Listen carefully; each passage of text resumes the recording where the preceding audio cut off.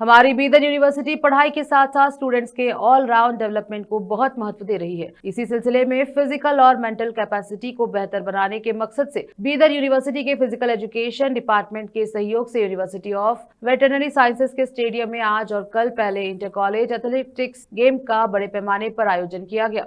ऐसा बीदर यूनिवर्सिटी के vice chancellor professor BS बिरादर ने कहा। मंगलवार को शहर के डिस्ट्रिक्ट प्रेस हाउस में एक प्रेस कॉन्फ्रेंस को संबोधित करते हुए उन्होंने कहा कि यूनिवर्सिटी से जुड़े अलग अलग कॉलेजों के सैकड़ों स्टूडेंट्स इस एथलेटिक्स गेम में हिस्सा लेंगे और रनिंग, जंपिंग, थ्रोइंग समेत कई तरह के एथलेटिक कॉम्पिटिशंस होंगे। उन्होंने कहा कि यह गेम स्टूडेंट्स में स्पोर्ट्समैनशिप, डिसिप्लिन, टीम स्पिरिट और लीडरशिप क्वालिटी डेवलप करने में अहम भूमिका निभाता है। बीदर यूनिवर्सिटी में हो रहे पहले इंटर कॉलेज एथलेटिक्स गेम्स का मकसद स्पोर्ट्स के फील्ड में नए टैलेंट को पहचानना और उन्हें स्टेट और नेशनल लेवल के कंपटीशन के लिए तैयार करना है। उन्होंने कहा कि गेम्स में सफल आयोजन के लिए यूनिवर्सिटी की तरफ से सभी जरूरी इंतजाम किए गए हैं।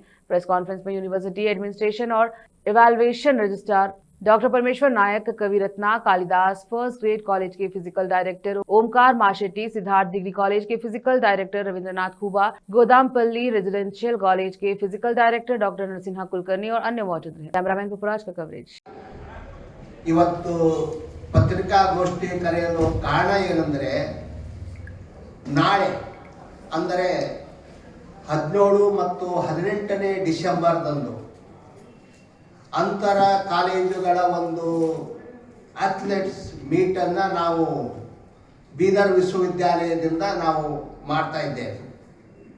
ಇದು ಮೊದಲನೇ ಅಥ್ಲೆಟ್ಸ್ ಮೀಟ್ ಆಗಿರೋದರಿಂದ ಎಲ್ಲ ವಿದ್ಯಾರ್ಥಿಗಳಿಗೆ ಈ ಒಂದು ವಿಷಯ ತಿಳಿಬೇಕು ಮತ್ತು ಹೆಚ್ಚಿನ ವಿದ್ಯಾರ್ಥಿಗಳು ಈ ಒಂದು ಅಥ್ಲೆಟ್ಸ್ನಲ್ಲಿ ಅವರು ಭಾಗವಹಿಸಬೇಕು ಅಂತ ಉದ್ದೇಶದಿಂದ ಇವತ್ತು ನಾವು ಪ್ರೆಸ್ ಮೀಟನ್ನು ನಾವು ಮಾಡ್ತಾ ಇದ್ದೇವೆ.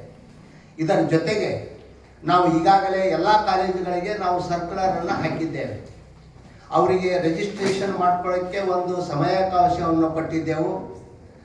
ಇಲ್ಲಿಯವರೆಗೆ ಸುಮಾರು 20 ಕಾಲೇಜುಗಳಿಂದ ವಿದ್ಯಾರ್ಥಿಗಳು ಅವರು ವಿವಿಧ ಸ್ಪರ್ಧೆಗಳಲ್ಲಿ ಏನಪ್ಪ ಕ್ರೀಡಾಕೂಟದಲ್ಲಿ ಅವರು ಭಾಗವಹಿಸ್ತಾ ಇದ್ದಾರೆ. ಅದು ಓಟ ಆಗಿರ್ಬೋದು, ಗುಂಡು ಎಸೆತ ಆಗಿರ್ಬೋದು, ಲಾಂಗ್ ಜಂಪ್ ಆಗಿರ್ಬೋದು, ಹೈ ಜಂಪ್ ಆಗಿರ್ಬೋದು, ಹೀಗೆ ಅನೇಕ ಅಥ್ಲೆಟ್ಸ್ ಇದನ್ನು ನಾವು ಇಟ್ಕೊಂಡಿದ್ದೇವೆ.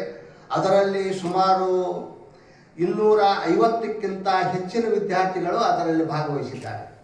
ಮಹಿಳೆಯರು 119 ಇವತ್ತಿಗೆ ಈಗ ಏನು ಅವರು ರಿಜಿಸ್ಟ್ರೇಷನ್ ಮಾಡ್ಕೊಂಡಿದ್ದಾರೆ 119 ಮಹಿಳೆಯರಿದ್ದಾರೆ. 121 ಪುರುಷ ವಿದ್ಯಾರ್ಥಿಗಳು ಏನಪ್ಪ ಅಂದ್ರೆ ಅವರು ರಿಜಿಸ್ಟ್ರೇಷನ್ ಮಾಡ್ಕೊಂಡಿದ್ದಾರೆ.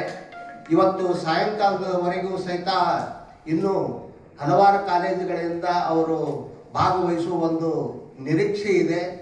ಈ ಒಂದು ಏನು ಅಥ್ಲೆಟಿಕ್ ಮೀಟ್ ಇವತ್ತು ಬೀದರ್ ವಿಶ್ವವಿದ್ಯಾಲಯದಿಂದ ನಾವು ಮಾಡ್ತಾ ಇದ್ದೇವೆ.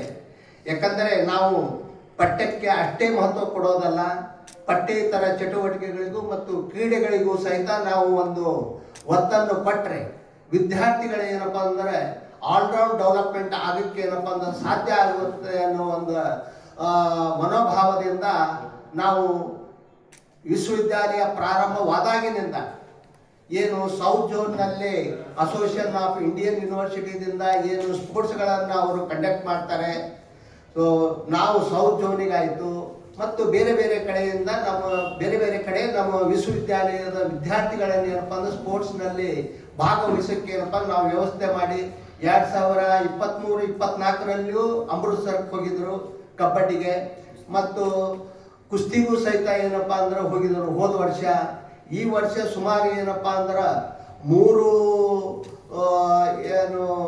ಈವೆಂಟ್ಸ್ಗಳಲ್ಲಿ ಅವತ್ತು ಏನಪ್ಪ ಅಂದ್ರೆ ಭಾಗವಹಿಸಿದ್ದಾರೆ. ಇನ್ನೂ ಕೆಲವೊಂದು ಈವೆಂಟ್ಸ್ಗಳು ಬಾಕಿ ಇವೆ.